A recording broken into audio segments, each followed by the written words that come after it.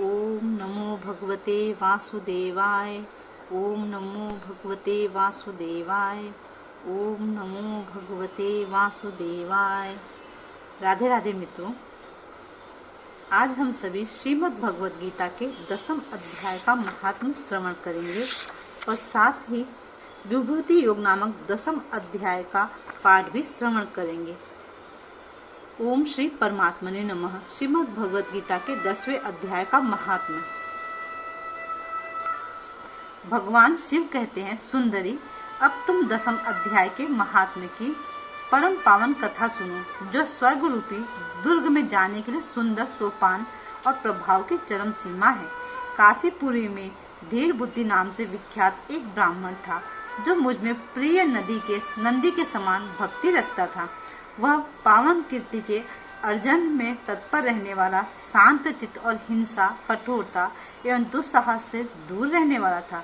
जितेंद्रिय होने के कारण वह निर्विक्त मार्ग में स्थित रहता था। उसने वेद रूपी समुद्र का पार पा लिया था। वह संपूर्ण शास्त्रों के तात्पर्य का ज्ञाता था। उसका चित्त सदा मेरे ध्यान में सर्वगुण रहता था। वह मन को अंतरात्मा में लगाकर सदा आत्म तत्व का साक्षात्कार किया करता था। अतः जब वह चलने लगता, तब मैं प्रेमवश उसके पीछे दौड़ दौड़कर उसके हाथ का सहारा देता रहता था।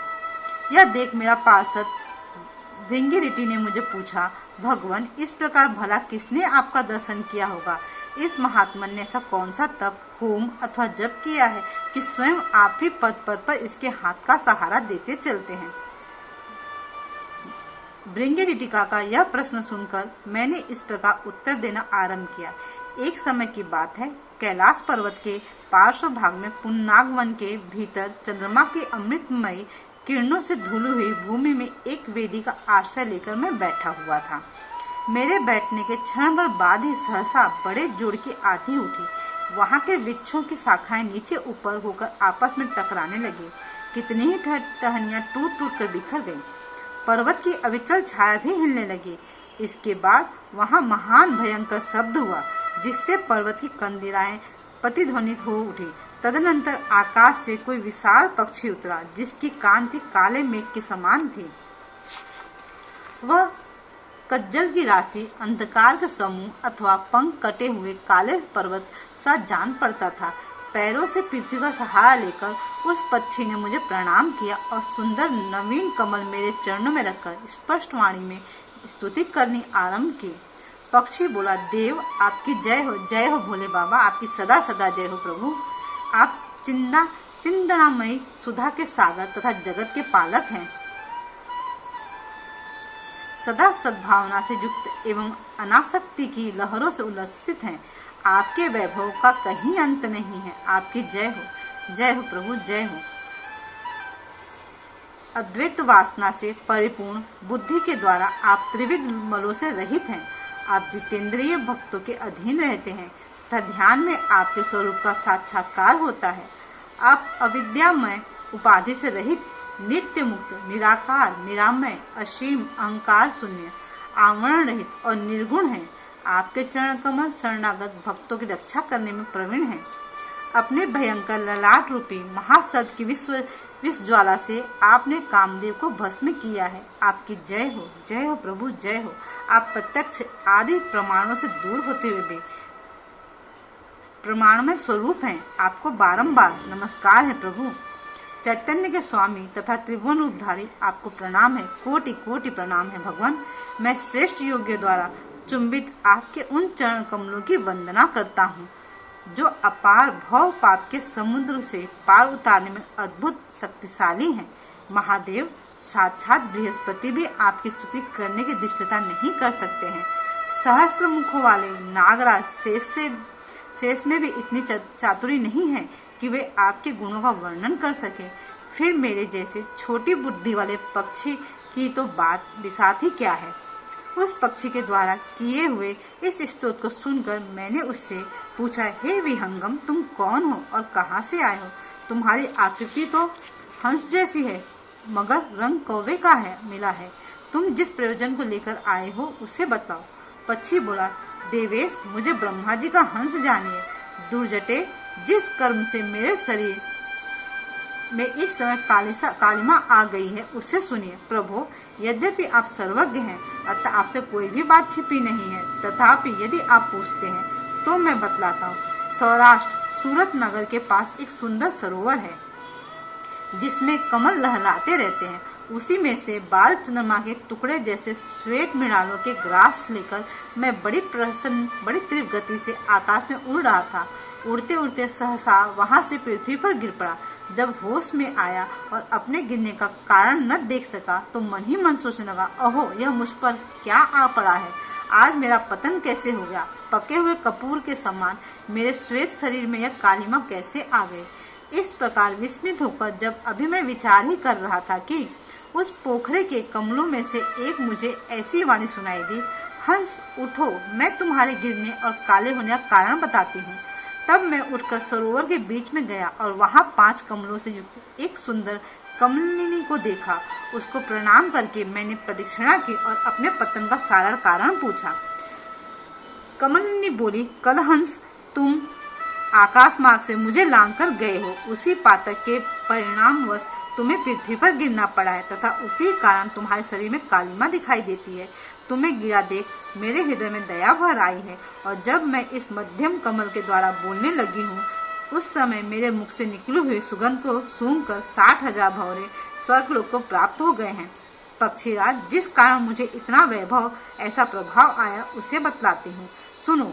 इस जन्म से पहले तीसरे जन्म में मैं इस पृथ्वी पर ब्राह्मण की कन्या के रूप में उत्पन्न हुई थी। उस समय मेरा नाम सरोजवदना था। मैं गुरुजनों की सेवा करती थी और सदा एकमात्र पातिव्रत के पालन में तत्पर रहती थी।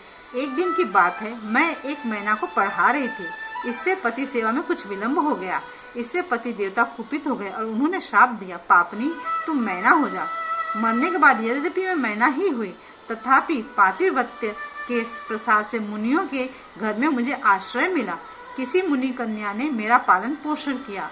मैं जिनके घर में थी वे ब्राह्मण प्रतिदिन प्रातः काल विभूति योग नामक से प्रसिद्ध गीता के 10वें अध्याय का पाठ करते थे और मैं उस पापहारी अध्याय को सुना करती थी। विहंगम काल आने पर मैंने मैना का शरीर छूकर 10वें अध्याय के महात्म्य से स्वर्गलोक में अप्सरा हुई। मेरा नाम पद्मावती हुआ और मैं पद्मा की प्यारी सखी हो गई। एक दिन मैं विमान से आकाश में विचर रही थी। उस समय सुंदर कमलों से सुशोभित इस रमणीय सरोवर पर मेरी दृष्टि पड़ी और इसमें उतरकर ज्यों ही मैंने जल क्रीड़ा आरंभ की त्यों ही दुर्वासा मुनि आ धमके। उन्होंने वस्त्रीन अवस्था में मुझे देख लिया और उनके भय से मैंने स्वयं ही एक कमलिनी का रूप धारण कर लिया।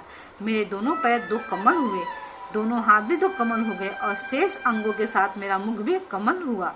इस प्रकार मैं 5 कमलों से युक्त हुई। मुनिवर दुर्वासा ने मुझे देखा। उनके नेत्र क्रोधाग्नि से जल रहे थे। वे बोले, पापनी, तो इसी रूप में 100 वर्ष तक पड़ी रहेगी। यह शाप देकर वह क्षण भर में अंतर्धान हो गए। कमलिनी होने पर भी विभूति योग अध्याय के महात्म्य से मेरी वाणी लुप्त नहीं हुई है। मुझे लांघने मात्र से मेरे अपराध से तुम पृथ्वी पर गिरे हो। पक्षीराज, यहाँ खड़े हुए तुम्हारे सामने ही आज मेरे श्राप की निवृत्ति हो रही है, क्योंकि आज 100 वर्ष पूरे हो गए हैं। मेरे द्वारा गाए जाते हुए उस उत्तम अध्याय को तुम भी सुन लो। उसके श्रवण मात्र से तुम भी आज ही मुक्त हो जाओगे। यूँ कहकर पद्मिनी ने स्पष्ट एवं सुंदर वाणी में 10वें अध्याय का पाठ किया और वह मुक्त हो गई। उसे सुनने के बाद उसी के दिए हुए उस उत्तम कमल को लाकर मैंने आपको अर्पण किया है। इतनी कथा सुनकर उस पक्षी ने अपना शरीर त्याग दिया। यह एक अद्भुत सी घटना हुई। वही पक्षी अब 10वें अध्याय के प्रभाव से ब्राह्मण कुल में उत्पन्न हुआ है। जन्म से ही अभ्यास होने के कारण शेषावस्था से ही उसके मुख से सदा गीता के 10वें अध्याय का उच्चारण हुआ करता है।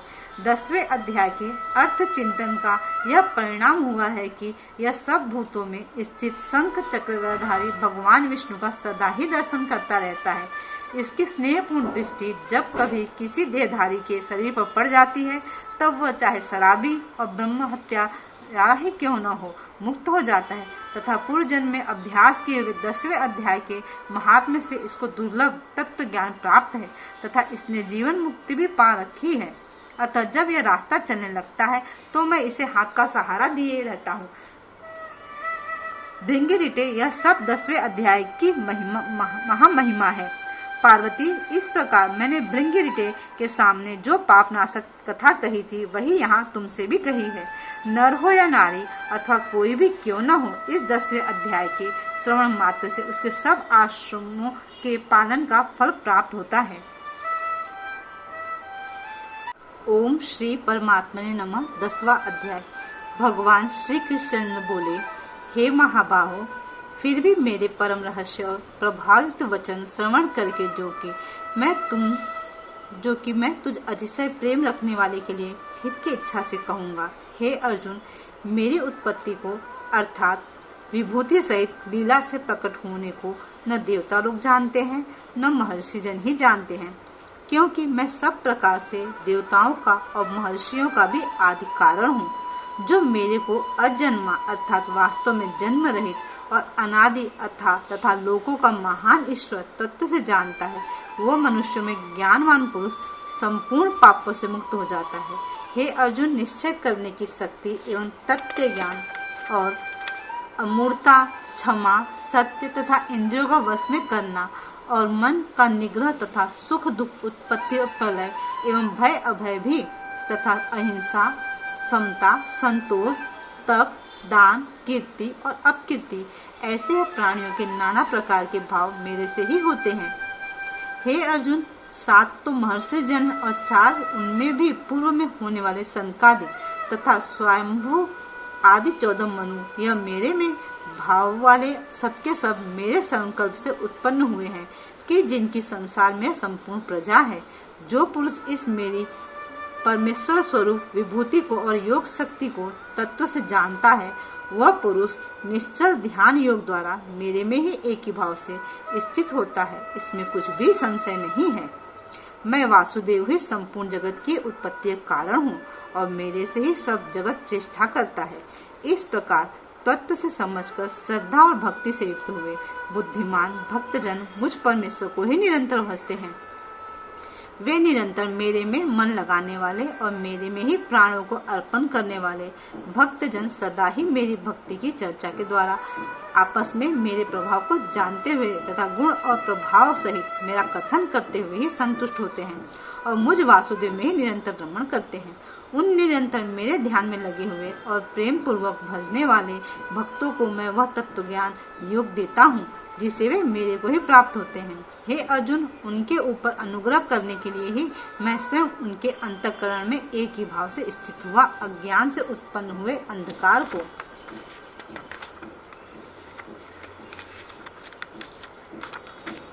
प्रकाश में तत्व ज्ञान रूप दीपिका का नाश करता हूँ। इस प्रकार भगवान के वचनों को सुनकर अर्जुन बोले, हे भगवान, आप परम ब्रह्मा और परम धाम एवं परम पवित्र हैं, क्योंकि आपको सब ऋषिजन सनातन एवं दिव्य पुरुष एवं देवताओं का भी आदि देव, अजन्मा और सर्वव्यापी कहते हैं।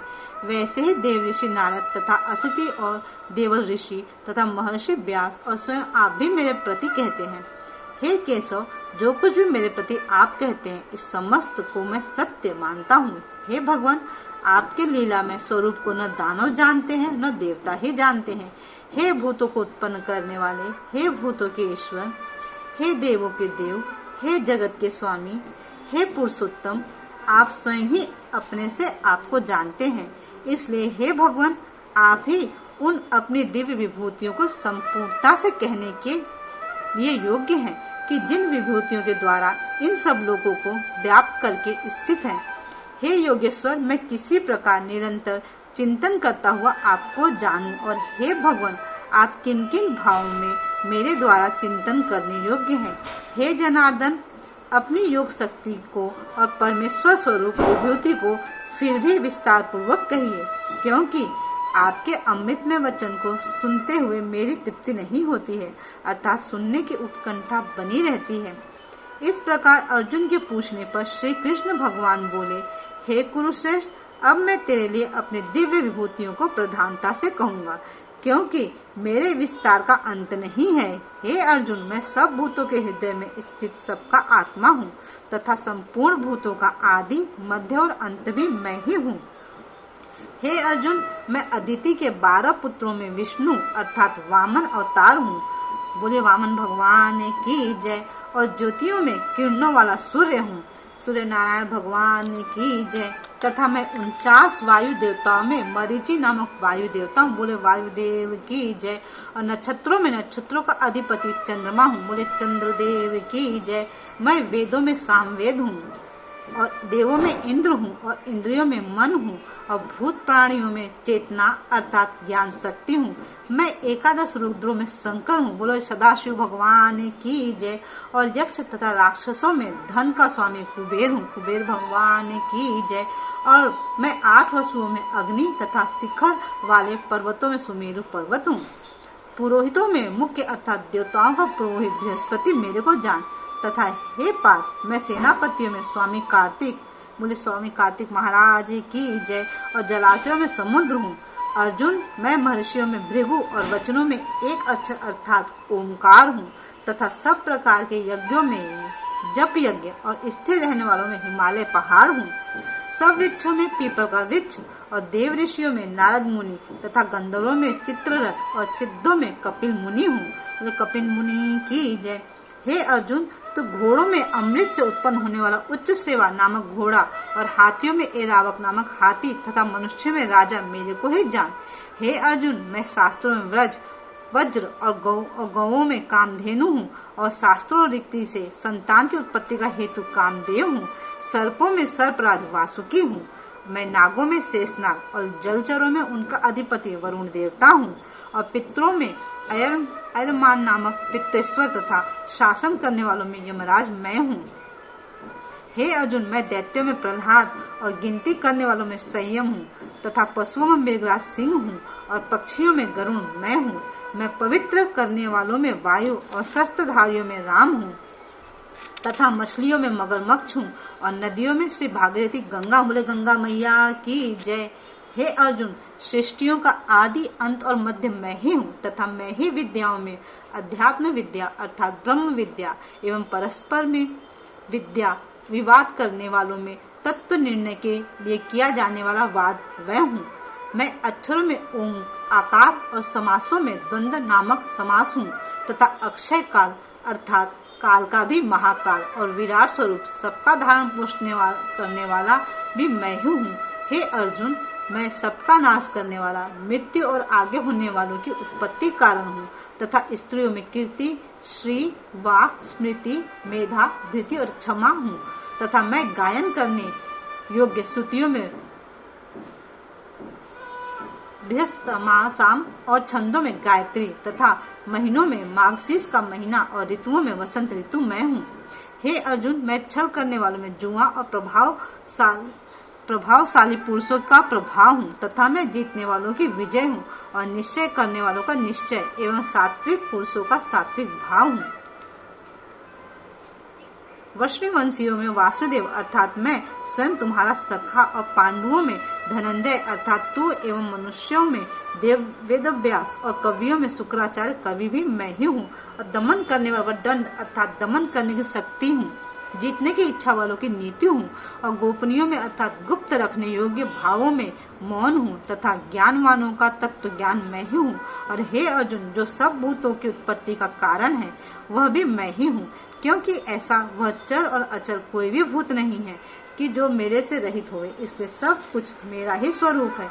हे परंतप, मेरी दिव्य विभूतियों का अंत नहीं है। यह तो मैंने अपनी विभूतियों का विस्तार तेरे लिए एक देश से अर्थात संक्षेप में कहा है। इसलिए हे अर्जुन, जो भी विभूति युक्त अर्थात ऐश्वर्य युक्त एवं कांति युक्त और शक्तियुक्त वस्तुएं हैं, उस वस्तु को तू मेरे तेज के अंश से ही उत्पन्न हुआ जान। अथवा हे अर्जुन, इस बहुत जानने से तेरा क्या प्रयोजन है? मैं संपूर्ण जगत को अपनी योग माया के एक अंश मात्र से धारण करके स्थित हूँ, इसलिए मेरे को ही तत्व से जानना चाहिए। इति श्रीमद् भगवद गीता रूपी उपनिषद एवं ब्रह्म विद्या तथा योग शास्त्र विषय श्री कृष्ण और अर्जुन के संवाद में विभूति योग नामक 10वां अध्याय। बोलो श्रीमद् भगवद गीता माता की जय। श्री वृंदावन बिहारी लाल की जय। सभी भक्तों की जय। फ्रेंड्स, मेरी आप सबसे बार बार रिक्वेस्ट है कि देखिए, एक बार श्रवण करने से आपको कुछ समझ में नहीं आएगा, कुछ बातें भले समझ में आ जाए, परंतु अगर आपको गीता का पूरा सार समझना है, प्रभु की वाणी समझनी है, तो आपको एक वीडियो को कम से कम 3 से 4 बार देखें। अगर मेरी वीडियो समझ में नहीं आ रही तो आप किसी और की भी वीडियो देख सकते हैं, पर प्रभु की वाणी को समझना सबसे ज़्यादा इम्पोर्टेंट बात है। चलिए, नेक्स्ट वीडियो में फिर मिलेंगे। अगर आपको वीडियो पसंद आती है तो प्लीज़ लाइक करें और मेरे चैनल को सब्सक्राइब करें। आपके कोई क्वेश्चन है तो आप कर सकते हैं मुझे कमेंट बॉक्स में। जय श्री राधे, हर हर महादेव।